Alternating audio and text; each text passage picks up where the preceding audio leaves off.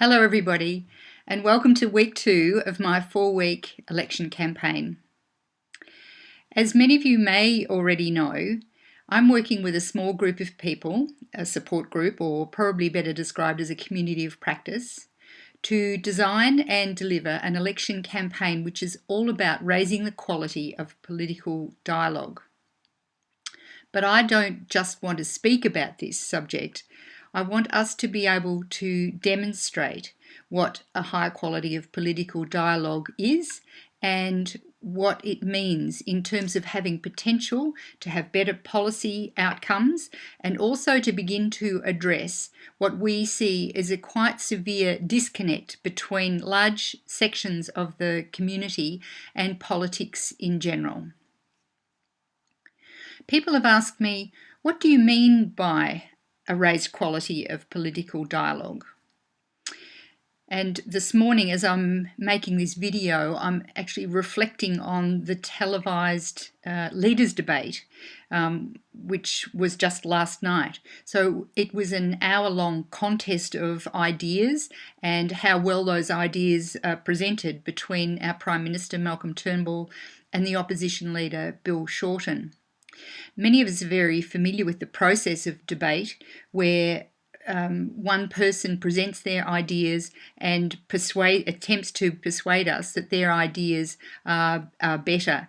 And in this policy space, this could arguably be a very useful way of presenting policies and the reasons why we should support those policies. But debate is a very different process to dialogue. When we enter into a dialogue, we enter into a conversation with somebody with the express idea to hear and respect the other person's views, because we think that if we broaden our understanding of how the world is seen and we begin to understand other people's views, then we can have a broader possibility of different responses to the issue. My group and I have developed 3 questions to help us assess whether we're moving towards a better quality of dialogue in politics. And those 3 questions are, is it inclusive, is it insightful, and is it integrative? On my website, under the tab of Mendy Urie About, there is a mission and vision statement in the form of an infograph which explains these 3 aspects of the quality of political dialogue in a little bit more detail. So I would encourage you to go and have a look there.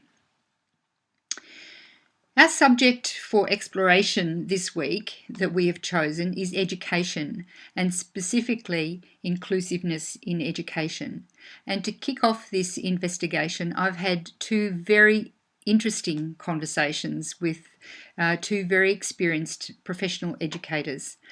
Pauline Fry, who's an incredibly passionate and dedicated and experienced teacher in the primary public sector, and Dr. Peter Hayward, who's a lecturer and program developer of the Master of Strategic Foresight program at Swinburne University, of which I was a student up until the end of last year.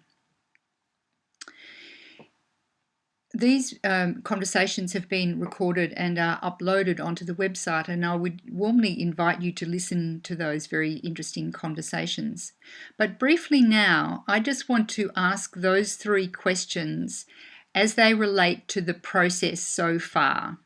So has the process of conversations with Pauline and Peter been inclusive? Has it been insightful? And has it been integrative?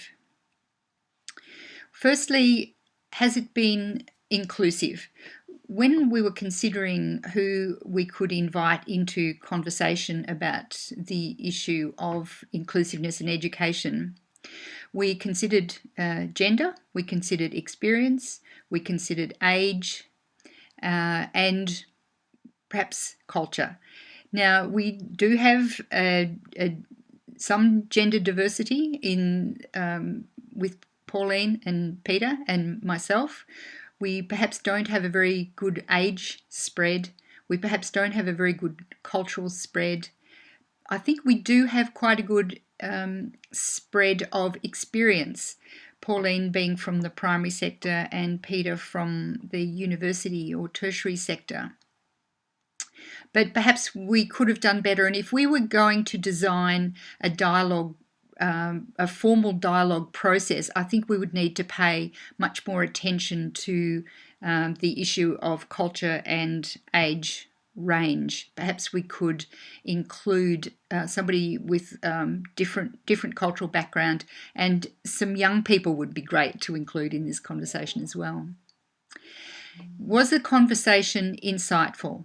Well, although the topic was chosen, I think in the conversation there was a deal of freedom given to each of the speakers to explore and take the conversation in whichever direction they wanted. So, and I was trying to tap into the wisdom of the speaker because I knew it was there, and I think that I really wanted to elicit that, to bring it out in the conversation.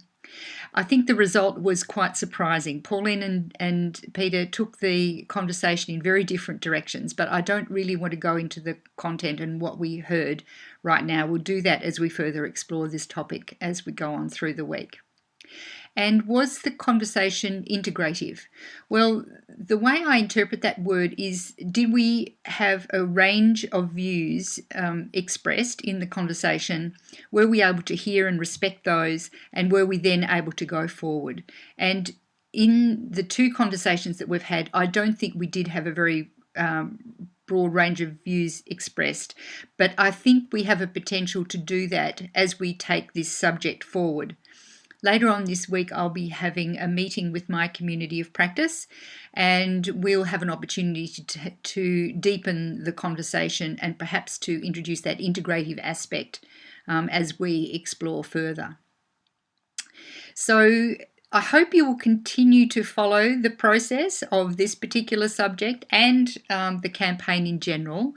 I would warmly invite you to go to my Facebook site, so that's www.meredithurie.com/FB, and make comment about the campaign or about this issue, and perhaps we can start some good conversations.